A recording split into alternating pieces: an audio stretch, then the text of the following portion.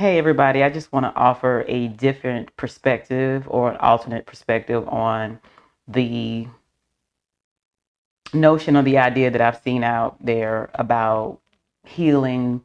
You need to heal, or we need to heal before we go out there and, try to meet and date other people. And in theory, it makes sense. And as an ideology, it makes sense. So we don't want to be hurt people that are hurting people. How will you know if you've made some progress or growth in this area if you don't actually get out there and interact, commune, or relate with other people? I've done the season alone. I've done the time where I've worked on things, but I've also dated and got to understand areas in which, oh, this is still triggering for me.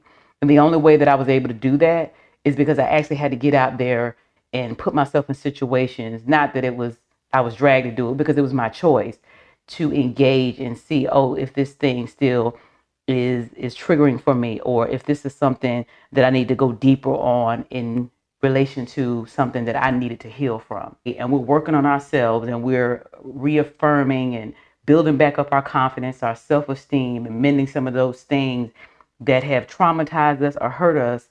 Then how will we then gauge whether or not we've actually made some progress and we are further along in our healing journey?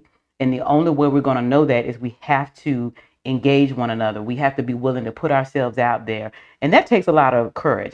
Deciding that we're going to hold off from each other, not communicate, not be bothered, be intolerant, is not going to give us the experience we need to understand whether or not, oh, this is an area I got to work on, or this is not for me, that's not my cup of tea. We will not know that not interacting, or only interacting with people who are our equals, or our people who are in our tribe, who know us and accept us in all the ways. To me, the only way to know that you've actually grown past a certain situation, or it doesn't affect you like it used to, or you've made some reconciliation in the spirit about it, is actually interacting, communing, and relating with one another, dating, friendships, whatever the case may be. But we can't do it in a silo.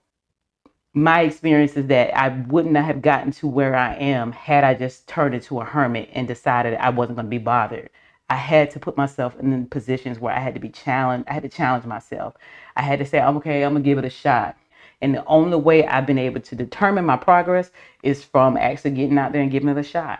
And if I needed to work on something, I did. And if it didn't bother me anymore, I celebrated that and I acknowledged that. But we cannot do it just sitting back, not interacting or communicating or relating with one another. You're going to have to get out there and just give it a shot and see where you are.